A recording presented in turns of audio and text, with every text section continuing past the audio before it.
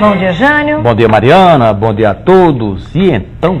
Jânio, vamos começar falando sobre a reunião que o presidente Michel Temer teve com representantes, governadores de quase 20 estados aí, e ficou decidido que o dinheiro da multa, da repatriação, vai para os estados, mas que eles têm que ter contrapartidas, né?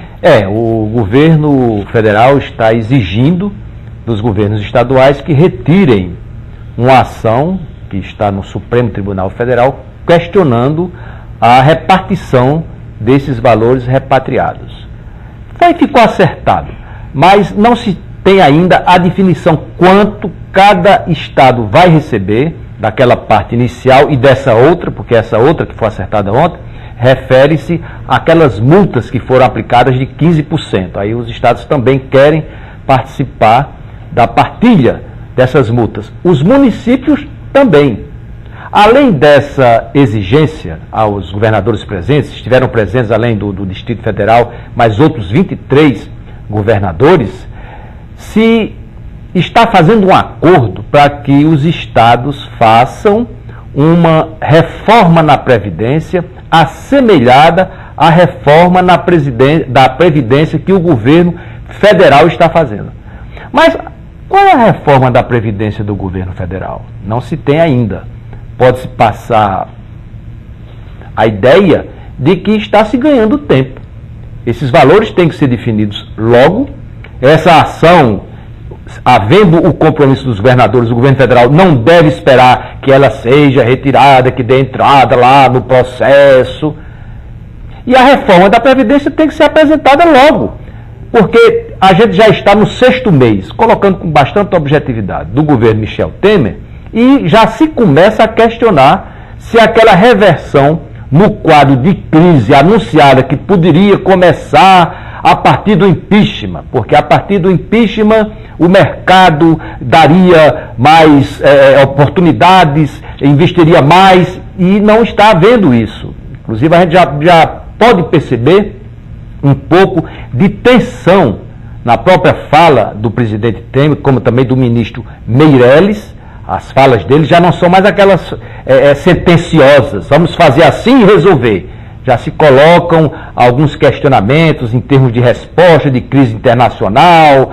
Daqui a pouco, a própria alteração do governo norte-americano lá, que escolheu Trump e não Hillary, pode servir de pretexto para um ou outro querendo defender a permanência da crise ou a inexistência de uma solução mais imediata, como a crise externa. Eu acredito que essas definições no Brasil, elas podem ser feitas. As reformas têm que ser feitas, mas para que elas sejam feitas, realizadas no Congresso Nacional, o presidente da República, o governo federal, tem que apresentar qual é o projeto dele, qual é o plano dele. E esse plano, esse projeto da reforma da Previdência, da reforma trabalhista, da reforma tributária, não está ocorrendo na medida em que a gente possa acreditar que pelo menos nos próximos 3 meses algo seja feito nesse sentido.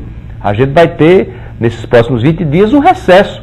Depois do recesso, janeiro, fevereiro, para que se volte o Congresso a atuar, são 3 meses.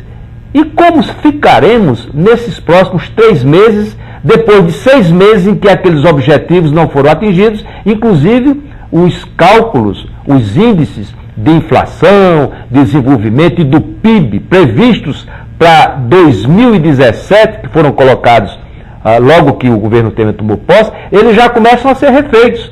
E não estão sendo refeitos para um sinal de melhora, pelo contrário, o PIB já há uma projeção, ele caindo.